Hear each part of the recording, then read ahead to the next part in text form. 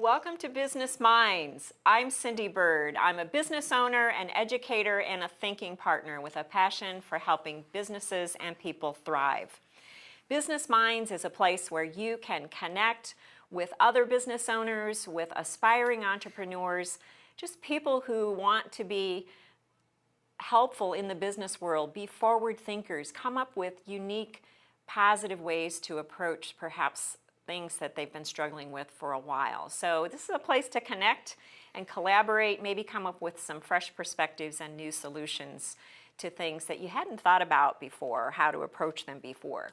Last week, when I talked about being an intrapreneur, I mentioned that I started my business, Image Potential, as what's become known now as a side hustle. So essentially I was running my business on a part-time basis for quite some time. And the question came up after the show, how do you make that leap from side hustle or running your business on a part-time basis to actually pursuing just your business?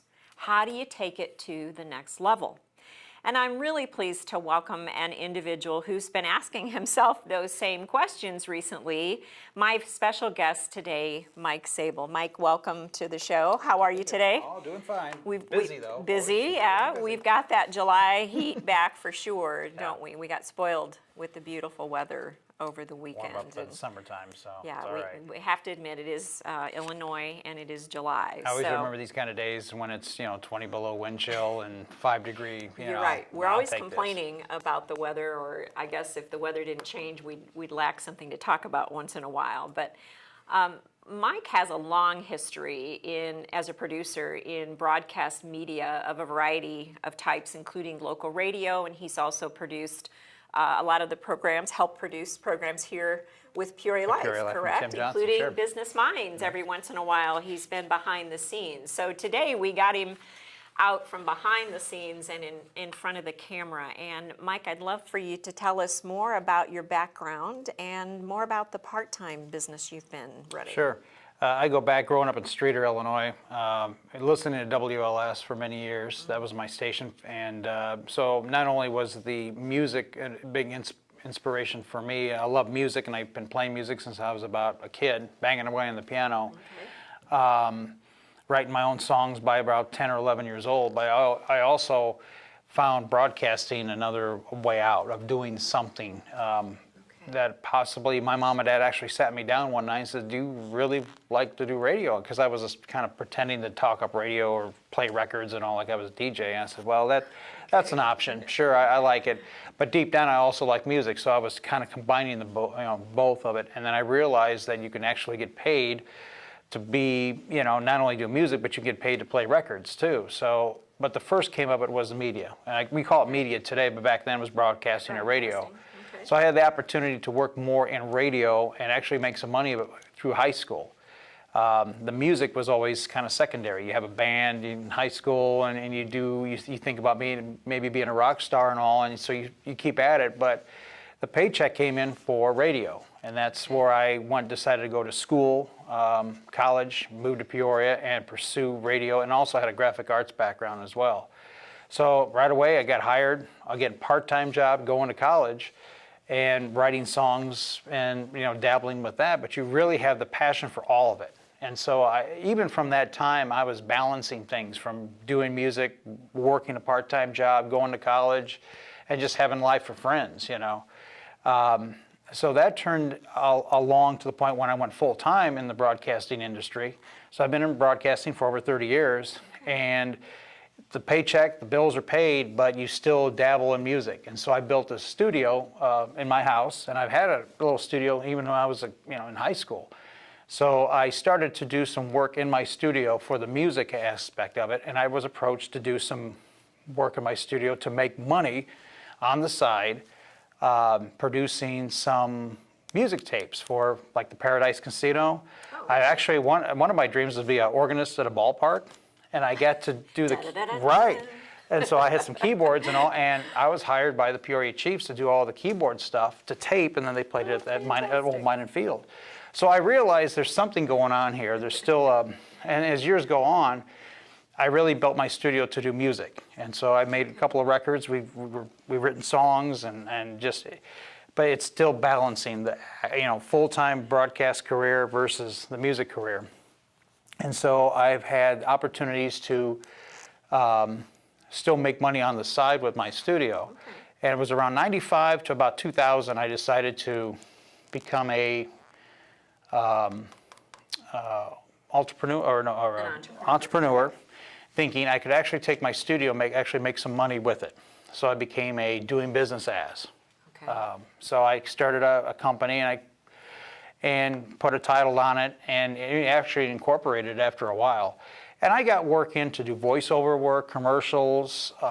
Somebody wrote a song, they would come over and record. I never really turned it to a public type studio. It was just projects that I could make money on. Okay. But then sometimes the balance is I still have a full-time job and work in a part-time business. But then you get the idea of how you really want to grow that business.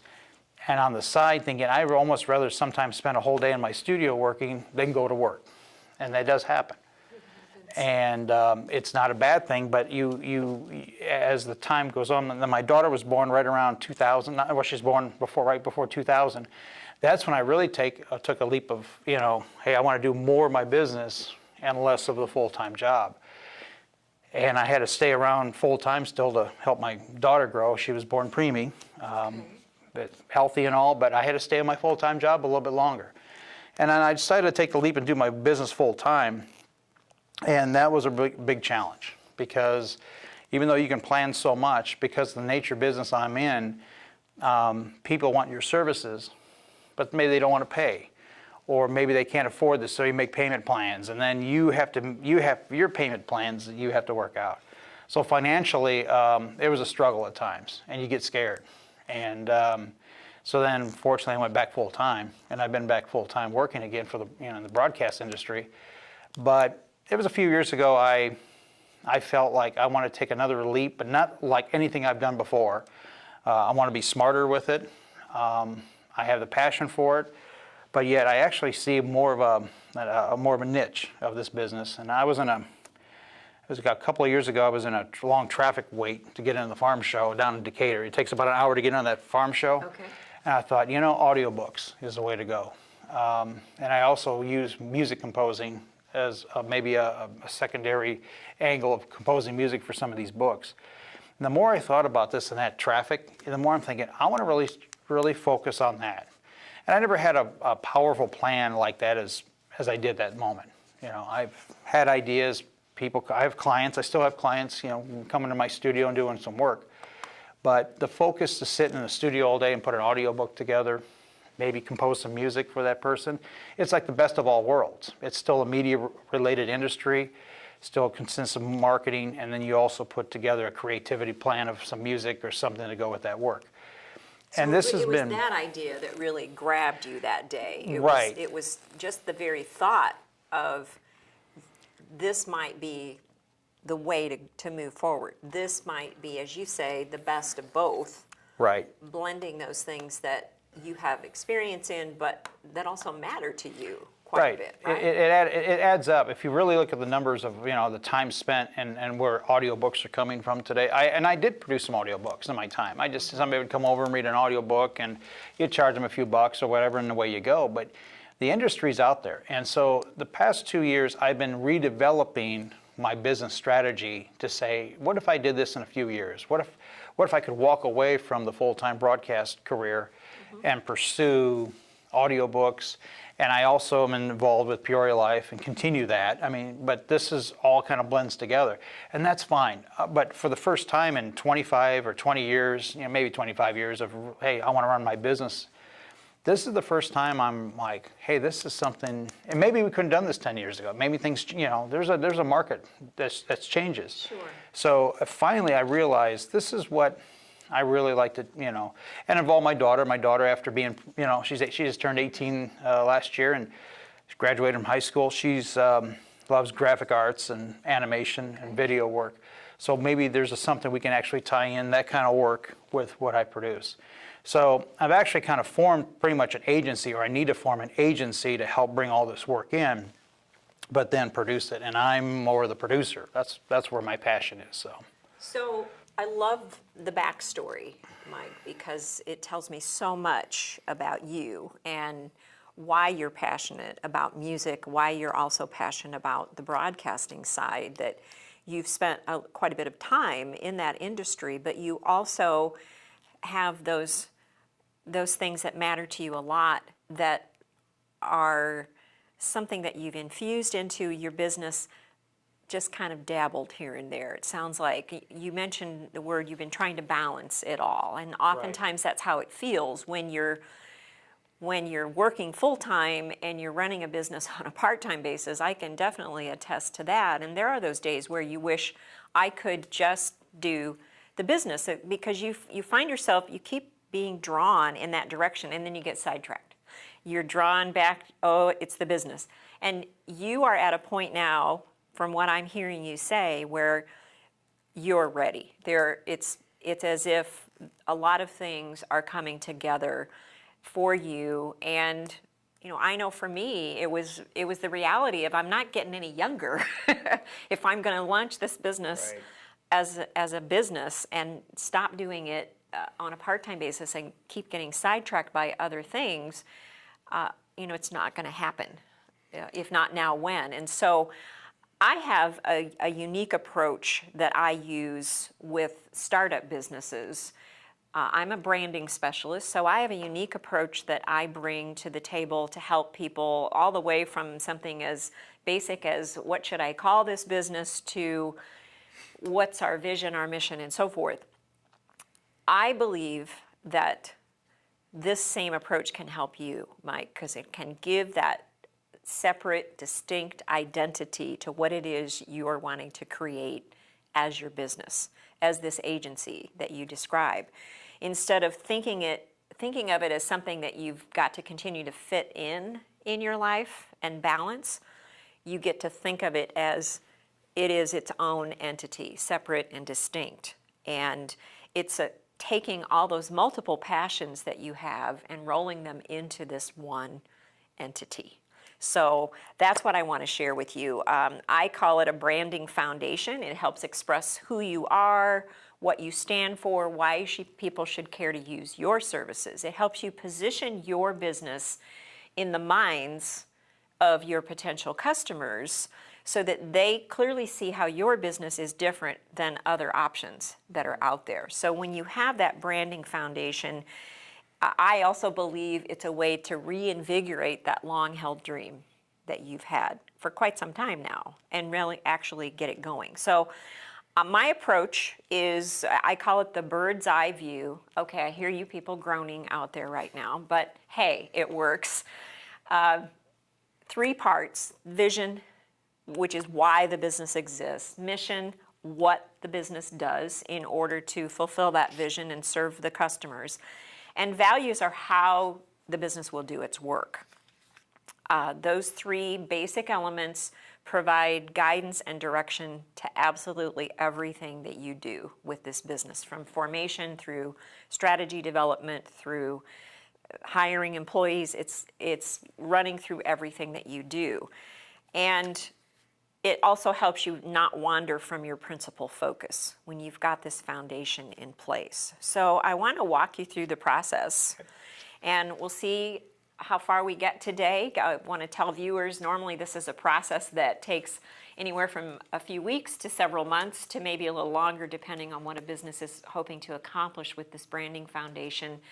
But Mike, because you've got a lot of this that you've already thought through, I think it'll move pretty quickly for us to touch on some major points today. So Simon Sinek wrote a great book called Start With Why. I encourage everybody to read that because it really is so important. People don't buy what you do, they buy why you do it. As much as it might not seem that way, it really is true. People want to get their heads and hearts around what it is that's driving you to do what you do with your business.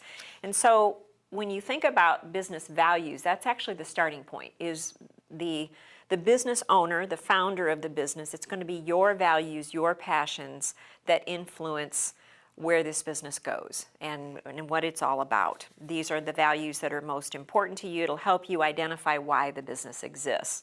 And it also helps you to express what's the difference I want this business to make in the world.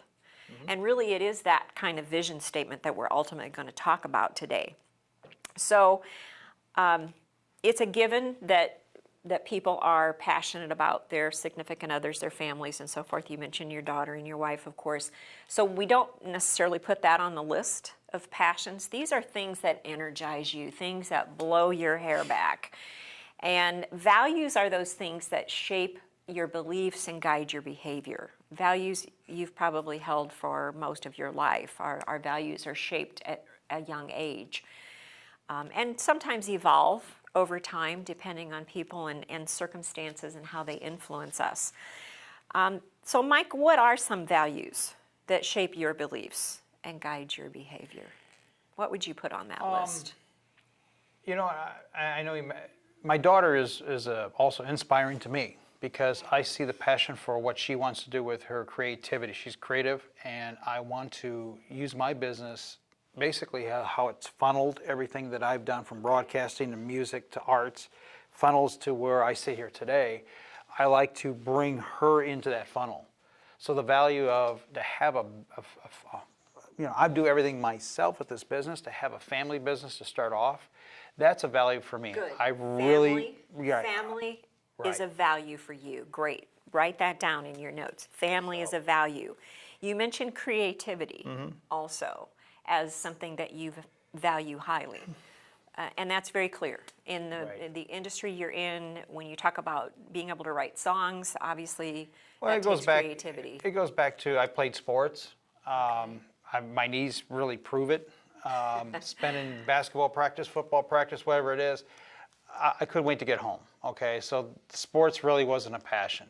I worked I've worked some jobs. I've worked around industrial arts and welding and all. No thanks. I can't wait to get home. But when you put myself behind either a control board or a studio environment like this, I don't want to go home, And that's where I find where that has to be a passion. If you've done things and you find one thing that you just don't, I could live here, then that's telling you something. Okay. So the production aspect. Right, technical, right. That's a passion for you as well. And your songwriting, music in general. Right, and that's a safe gift. To say. Everybody, that is a blessing and a gift, and you feel that. And I'm not, you can tell when you just lose yourself and your fingers take over. And I play a lot of instruments, basically guitar and keyboard both. But when you just start sitting down and you hear something coming back out of those speakers and monitors, and you're like, I did that.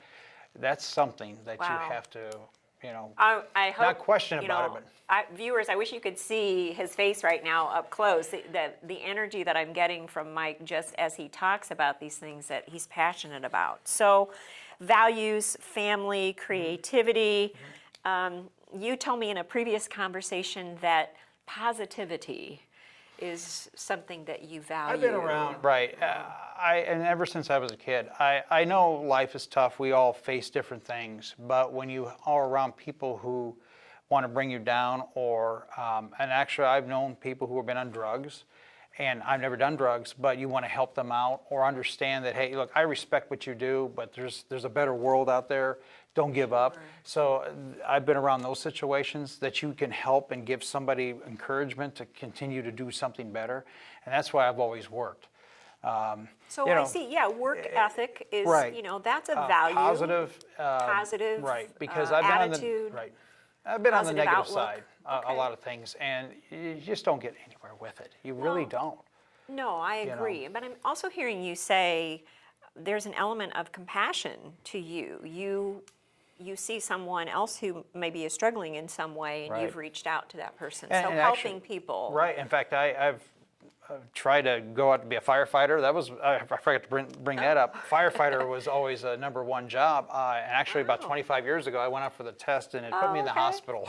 So I don't think. In fact, I was in the back of the ambulance, and they were like, "Yeah, I'd just stick with playing the guitar, man. I wouldn't do this again." I was in extreme heat and fire, but also EMT. I've had studied some EMT stuff. So and there's there's part of me who wanted to help people. So that area you Well, want to go into. I love that you're telling that story Right. because oftentimes when I take people through this process and I say, what are you passionate about? Hands down, 99% of my clients will say, oh, I love to help people. That's great, but that's very broad and general. So I'm going to ask you the same thing. What specifically would you like to help people do or be able to do? Well, even with my business, I have found a way to help people understand if they say visually impaired. We do a lot of audio work. Okay. Putting audiobooks on would help a visually impaired person understand this book. I mean, that is right Okay, there. I that get makes that. sense. Right. Okay. I've actually helped, I'm around some of my clients, therapeutic, inspirational, motivational type speaking and work. I have found areas where my services could be used or needed to help them expand and help people with inspiration, especially depression. One of my clients does work that helps people overcome bullying and depression, and it's called Soldier On, how to soldier on from a traumatic incident. So we produce stories, love to tell stories. Oh, and that's you not tell- on our list, is it? Right, tell stories. And so my services with my technology, and I can produce something that's just at least entertaining to listen to. It communicates. And to me, that's helping somebody. So helping people perhaps tell their stories, Oh, yes. for sure, that's a passion.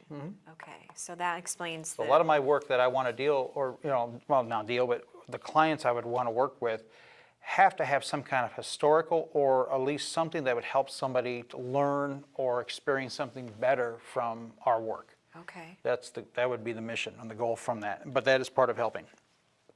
And that's where I've been. Boy, this is so good, so good. So that history element in there Yes. too, I love it. I love it, love it, I love appreciate it. Sometimes you sit here and you think about what you want to do, but when you really want to express what you really want to do and you get some return or feedback on it, that helps you, really know that focus, and stay Well, focused. thank you. That's my goal here is to help my clients to gain that focus. And this is a process that I've used with nonprofits, I've used with professional organizations, I've worked with individuals, I've worked with startup businesses, and even businesses that want to rebrand. So it works. I do know it works. Let's talk about vision, though. We've got a lot of background, Mike. So a vision statement is, in my opinion, in my process, what you see as possible for the larger community. That's really what we want to think about here. It's not I want to be number one in my industry or I want to have X amount of profit.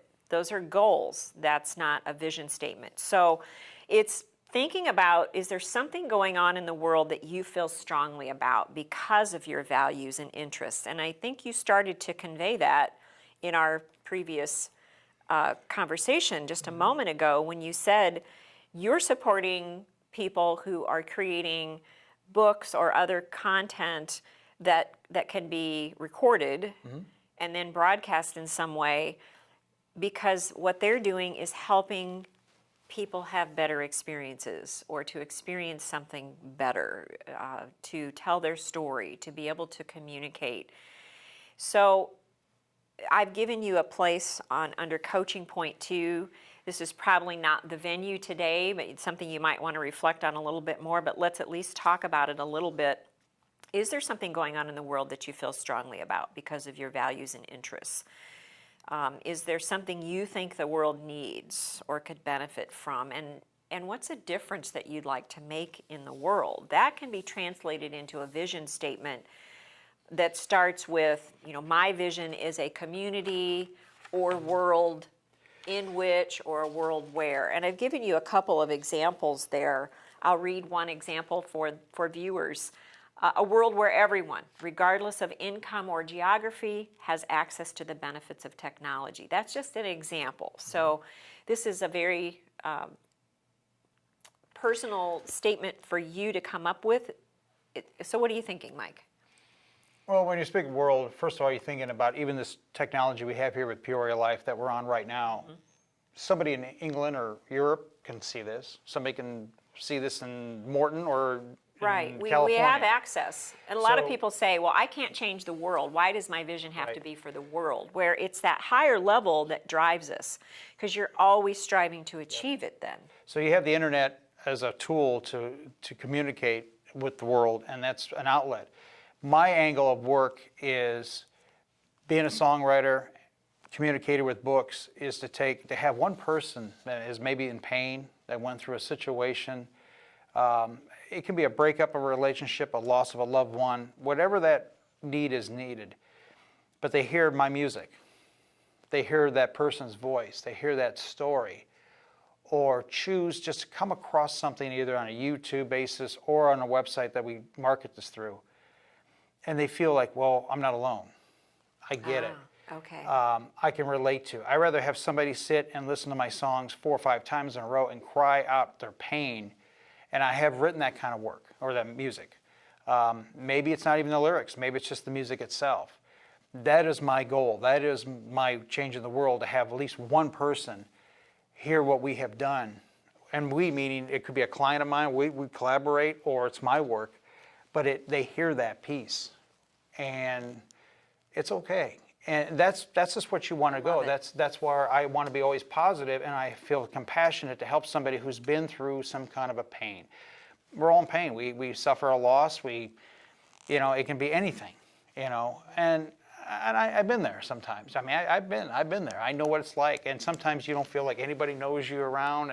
And I even grew up, sometimes with some issues. We break up with a girlfriend.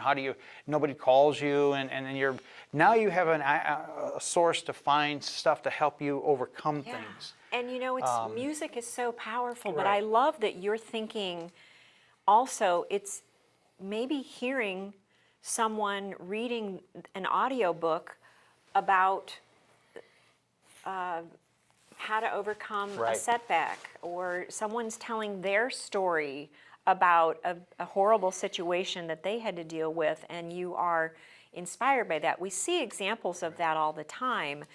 You're looking to create an agency that brings these things together. Right. So there's a vision statement in there for sure that we could continue to work on. My vision is a world where, Right. people And the media, people don't feel alone when they're struggling. Right. Because, Right. then the next step, Mike, is to say, now that you have a vision statement, which we don't 100% have right now, is now you say, well, if this is my vision, what is my business supposed to do to make that vision a reality? So your mission statement tells what you do. So it's what are those services you're going to provide, or what is it that you're going to be offering to customers. I call it a branded mission statement, though, and that's what I help my clients develop. And because of that, it conveys your brand promise. In your mission statement, it clearly says, this is who we are, this is what we do. In essence, this is what we promise to you that we will fulfill. This is the purpose that we will fulfill and promise to you that we will provide these unique services. It also helps you be distinct. So I've given you a couple of examples on the next page there of some branded mission statements that I've helped a couple of other clients develop. And so it does result in an acronym. It's easy to remember. It's not something cutesy. It's just something easy to remember. And so that would be the next step that I would walk you through, Mike, is to say, now that you have a vision, what's the role of the business? And the purpose of the business is to do X, Y, Z. There's a lot in this branding foundation approach. We have just scratched the surface today, but it is a way to move yourself from being a part-time business owner or running that side hustle to actually fulfilling your dream.